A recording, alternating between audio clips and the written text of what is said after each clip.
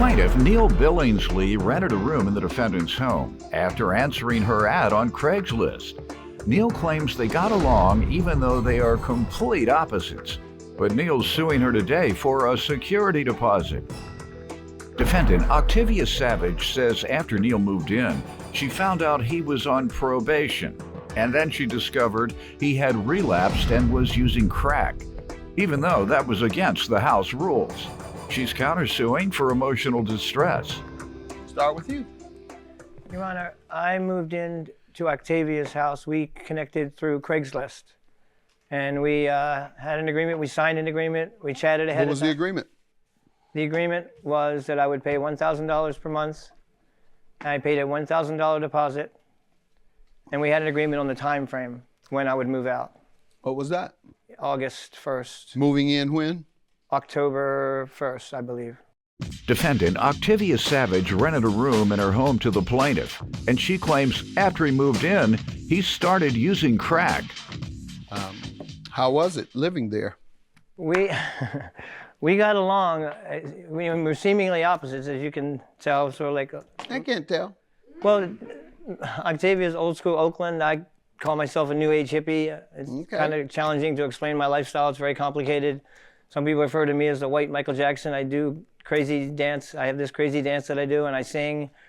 And I was hoping we would get along. How do you earn a living? You do that for a living? I do what I do for a living is a bit complicated. I'm told I'm pretty smart. I believe I can figure it out. No, it's complicated to explain, Your Honor. Oh, it's complicated for you. That's correct. Go ahead. I work festivals seasonally from March through October. Now, what's complicated about that? Oh, that's not complicated. That's right. Well, who can't understand that?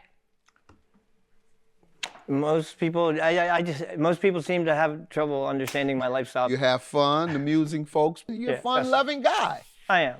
Right. I'm a good person. And so look like you might like to take your blow every now and then. You getting high? I am not. I'm not clean right now. At the moment. At the moment. Last night. At the moment. All right, sir. But we did get along, and we did have fun. She fixed me things, and I tried to help as much as I could with Octavia. She's a bit challenging woman to Now, what's her deal? Is it complicated to explain her? We were complicated human beings, Your Honor, don't you think?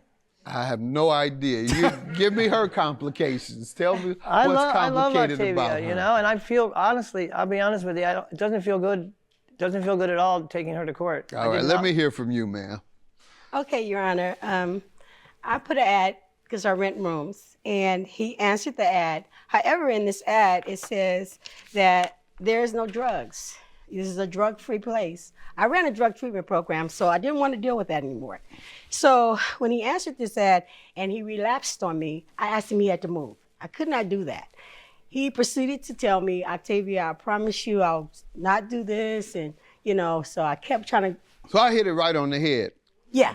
So. What type of drugs? Crack. And he did it 4 times. He ended up telling me because we were pretty close. Did he go into rehab, or do you know?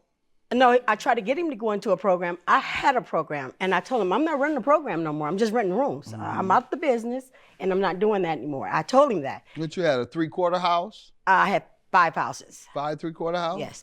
I had men and That's women. Pretty... Yeah, it's a good business financially, but and I'm just draining. Yeah, just draining because I was kind of like running all over the place. So yeah. I bought my childhood home. It had become an eyesore in Detroit. I bought it, rehabbed it, and converted it into a 3/4 house. Moved 5 people in there, recovering drug addicts. Okay. And unfortunately, one person related to me, by the way, turned it out. And everybody in there started using crack again. Oh. And somebody didn't pay. And ultimately, they burned the house down. And killed my good friend who was overseeing the home. Oh, wow. He had just come from collecting their checks. You know, you get the checks and deposits so you can provide for them. Exactly. So at the end of the block, somebody came, killed him, and took the cash and the checks. Yeah. I'm sorry to hear that. And burned the house down. That's awful.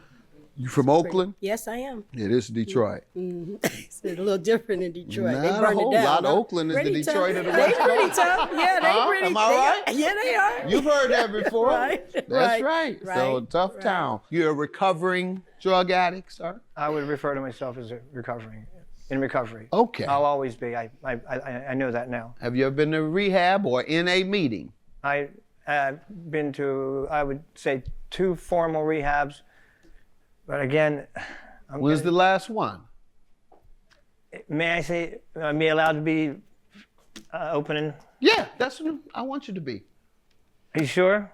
Yes, sir. Okay, I did distribute psychedelics for a living. I'm retired now, and psychedelics have helped me stay away from bad drugs. I'm not just saying that, I'm telling you, I'm being honest with you. And MDMA and ketamine have helped me stay away from smoking that ugly substance. I thought that was like a sex drug, right?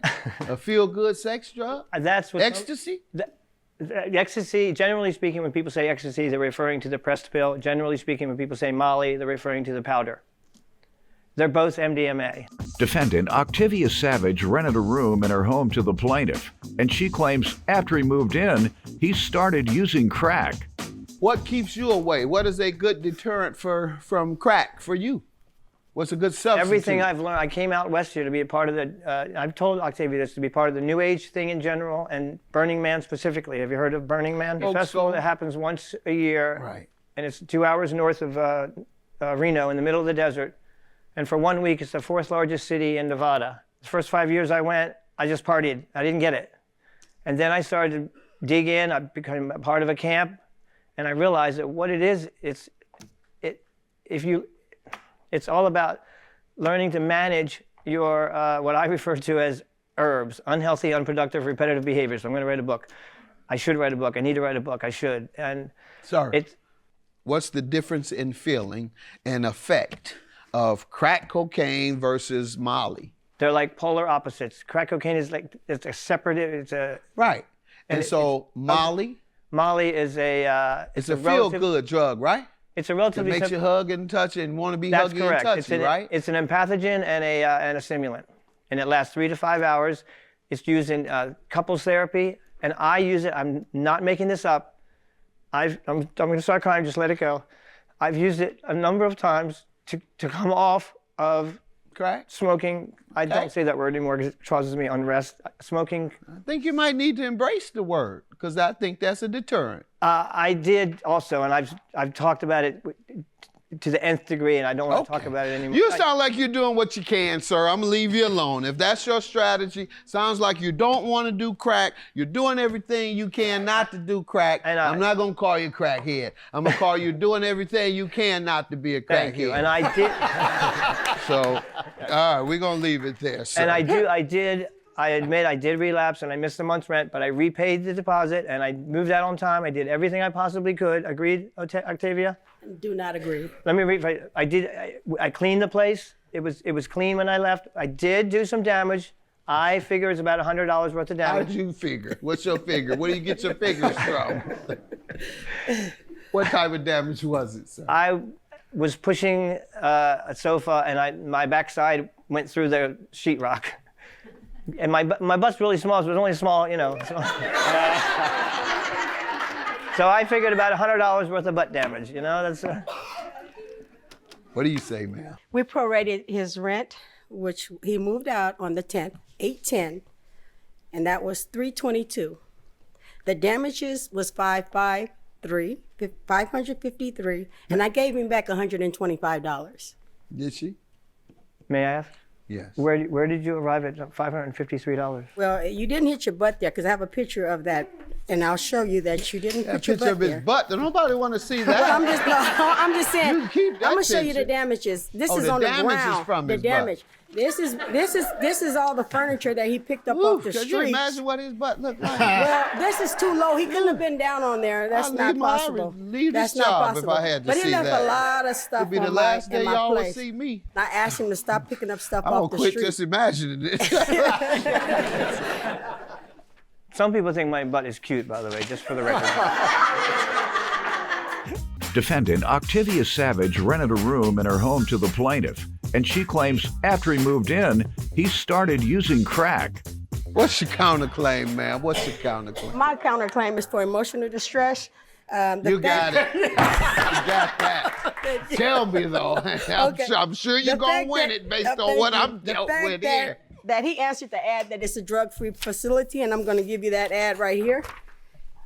And he had women coming to my house all late at night, coming in. He was making a lot of noise, 4 or 5 o'clock in the morning. It was just crazy. And then he also was very combative with me. He didn't inform me that he was on probation. He had the probation people come to my house. I did not know he was on probation. I would have never rented to him.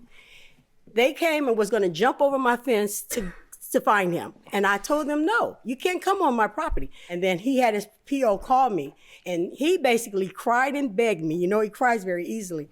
And he told me, please, Octavia, I need this place.